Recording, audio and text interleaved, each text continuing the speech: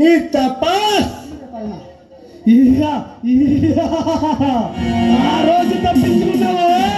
ఈ రోజు ఇక్కడ ఇప్పుడు నా చేతుల్లో నుంచి తప్పించుకోలేవే. రే దుర్మార్గుడా, అన్యాయంగా ఒక ఆడపిల్లని ఇలా కిడ్నాప్ చేయడం మగతనం అనుకుంటున్నావా? చూడరా, నీకు పోయే కాలం దగ్గర పడింది. అందుకే ఇలా ఇలా బెర్రవీగుతున్నావు. స్వామిని చంపడానికి గాడ్స్ పుట్టారు. రామాయణంలో రావణాసుడు పుట్టాడు. ప్రాంతంలో వీరమల్లు పుట్టాడే. దుర్మార్గుడా, పురాణాల్లో కూడా సీతాదేవిని చెరపడిన రావణాసురుడి గతి ఏమైందో తెలుసా? అదే గతి నీకు పట్టక ముందు మర్యాదగా ఇక్కడి నుంచి వెళ్ళిపో.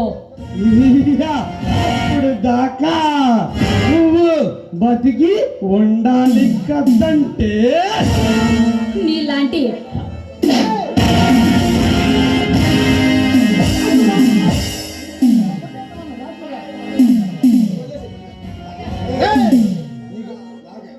స్మగ్లింగ్ వ్యాపారం చేస్తూ దండాలు చేస్తున్నా మీ గూడు పుట రాజేంద్రాలని తునకలు చేసి ఈ కొండవేడి సింహానికి రక్తాభిషేకానికి ఈ రక్త తర్పణ చేసావరా?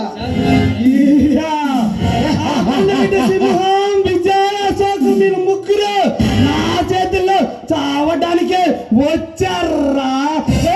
కొండవేటి సింహం నా అక్రమ వ్యాపారాల దందాలు దోపిడీల్ని పదొక్కసారి అడ్డుకుంటూ వచ్చావు.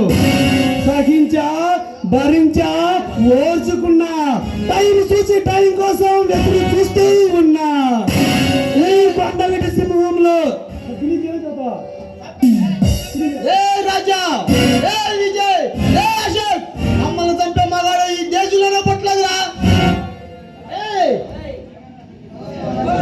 దుర్మార్గులారా, మీలాంటి వాళ్ళు ఈ సమాజం చీడపురుగులు మారిన రోజు మిమ్మల్ని అంతం చేయడానికి కొండవేడి సింహంలో బయటకు వచ్చి మిమ్మల్ని అవతరించడానికి యుగ తరాల నుంచి వస్తున్నా ఈ దోపిడీ దొంగతనాల్ని అంతం చేయడానికి కొండవేడి సింహం రూపంలో వచ్చావురా. ఈ కొండవేటి సింహానికి తలవాణి వీరమల్లుని, ఈ కొండ సింహాన్ని ఏలటానికి అది నువ్వైనా ఉండాలి, ఈ వీరమల్లైనా ఉండాలి. పేల్చుకున్నా ఈ కొండవేటి సింహాలు ఎదిరించే మగాడు భూమి మీద పుట్టలేదురా. ఒకవేళ పుట్టుంటే ఈ రోజు వాళ్ళ గతి అంతం అయిపోవాల్సిందే. రేపు చూసుకుందాం నీ సంబంధం మా తమ్మేంటో. చంద్రముఖి కోసం ఆ కొండవేటి సింహాలు తరువులు పెట్టుకుంటూ వస్తాయి, మా చేతులు సస్తాయి. మీరు ముగ్గురు వచ్చినా, 30 వచ్చినా, 300 మంది వచ్చినా మమ్మల్ని ఏం చేయలేరురా.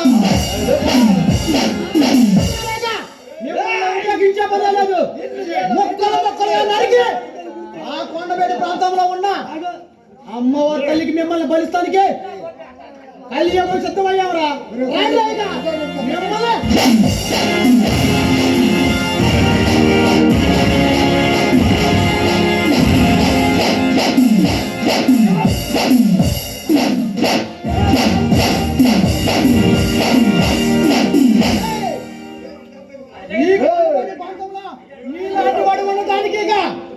ఉపేక్షించలేదు. దుర్మార్గులారేక మీ పంతం పండిపోయిందిరా. ఈ కొండవేడి పంతానికి రారాజులం కొండవేటి సింహాలం